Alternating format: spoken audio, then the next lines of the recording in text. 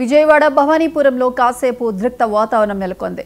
Bezawada Rajarao school యాజమాన్యానికి విద్యార్థుల తల్లిదండ్రులకు మధ్య వాగ్వాదం జరిగింది.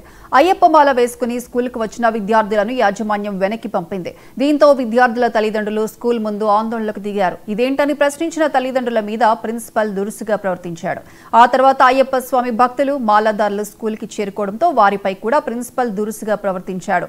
ఈ అంశంపై డీఈఓకు లెటర్ రాసి వచ్చిన రిప్లైని బట్టి విద్యార్థులు మాలలో రావాలా లేదా అనేది నిర్ణయిస్తామని యాజమాన్యం తెలిపింది. చివరికి పోలీసుల రాకతో గొడవ సద్దుమణిగింది.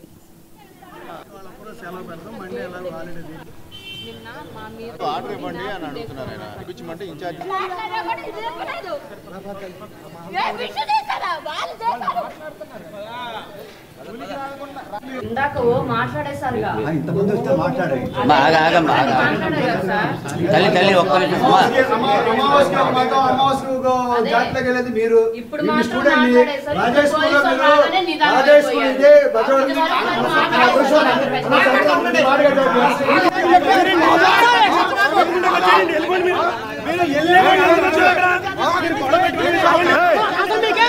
కండువా వేసుకోవద్దన్నారు. హిందువులుగా పుట్టి రాజారావు స్కూల్లో ఈ రోజు మాస్టర్ గారు చెప్తున్నారు. ఎవరికి చెప్పుకుంటారో చెప్పుకోండి. మోడీ గారు గత కొంతకాలం 2-3 రోజుల క్రితం కూడా హిందువులుగా ఉండి ఏ బురకా ఏది వేసుకెళ్ళినా మాల తీయడానికి కానీ బొట్టులు కానీ ఎటువంటి ఇబ్బంది లేదని మొన్న మోడీ గారు ఇస్తే మోడీ ఎవరు చెప్పడానికి మేము మా రూల్ మాది ఇక్కడ ఉంటామన్నాడు ఆయన.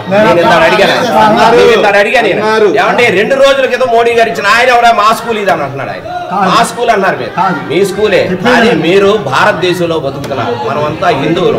ఇక్కడ కొంత హిందుత్వం పెంచడానికి కోసమే మీరు కొత్తగా ఈ రోజు దీక్షలో ఉన్న వాళ్ళు ఎవరికి ఇక్కడ మానవత్వం ఎక్కడ ఉంది? మానవత్వం ఎక్కడ ఉంది సార్?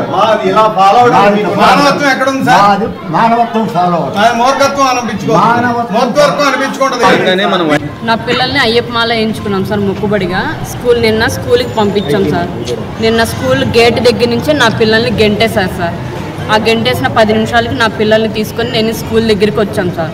వచ్చాక బయట నుంచున్నాం 10 నిమిషాలు. సార్ పిలుస్తారని 10 నిమిషాలు బయట నుంచున్నాం. ఒక స్టూడెంట్ అక్కడ మాట్లాడి వెళ్ళిపోయినా కూడా మమ్మల్ని వెంటనే రానివ్వకుండా 10 నిమిషాలు నుంచోబెట్టి లోపలికి రానిచ్చారు సార్. రానిచ్చాక సార్ మా పిల్లల్ని ఎందుకు పంపించారు సార్ అని నేను అడిగాను.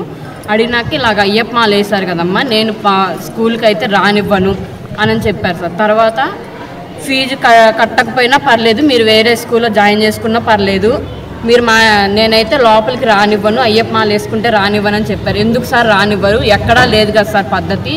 ఇది పద్ధతిగా మేము పిల్లలు మాల వేయించుకొని వస్తే మీరు మాల బట్టలు లేకుండా ఎలాగ రాణిస్తారు సార్? స్కూల్లోకి రానివ్వరని అసలు ఎందుకు అంటున్నారు సార్? ఏ స్కూల్లో అయినా ఉంది సార్, రాణిస్తున్నారు. అందరు స్కూల్లో కూడా అయ్యప్ప బట్టలు వేసుకొని ఎక్కడా ఇలా లేదు సార్, మీరు ఎందుకు సార్ అలా మాట్లాడుతున్నారు అంటే పెద్దగా నా మీద అరిచారు సార్. మీదకు కూడా మమ్మల్ని కొట్టడానికి వచ్చాడు.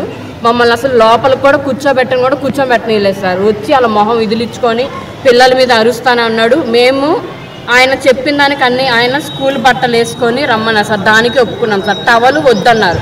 టవల్ వద్దని కచ్చిఫ్ కూడా కనపడకుండా పెట్టుకోరమ్మంటే అసలు ఎలా వస్తారు సార్? అయ్యప్ప దీక్ష పెట్టుకొని అసలు అలా రారు కదా సార్. మేము వాళ్ళన్నిటికీ ఒప్పుకుని మేము వెళ్ళిపోయాం సార్. తర్వాత రోజు ఇవాళ పొద్దున్న మా వారు ఫోన్ చేసి సార్ మేము పిల్లల్ని పంపిస్తాను, యూనిఫామ్ వేసి టవల్ వేసి పంపిస్తాం సార్ అని మా వారు మాట్లాడితే ఆయన చాలా రివర్స్గా మాట్లాడి పేరెంట్స్కి కానీ దేనికి గౌరవం ఇవ్వకుండా ఇష్టాచారంగా మాట్లాడాడు. నిన్నైతే మమ్మల్ని కొట్టడానికి వస్తే నేను నా పిల్లలు రోడ్డు మీద నుంచొని నా భర్త వచ్చేదాకా నేను రోడ్డు మీద పెట్టుకొని నేను ఏడుస్తానుంటే రోడ్డు మీద వాళ్ళు కూడా ఆగి ఎందుకమ్మా ఏడుస్తున్నావు అంటే సార్ ఇలా నా పిల్లల్ని అన్నారు, అయ్యప్పమాల వేసుకొని వస్తే స్కూల్లోకి రానివ్వలేదు, ఆ ప్రిన్సిపల్ సార్ మీదకి వచ్చాడు నన్ను కొట్టడానికి.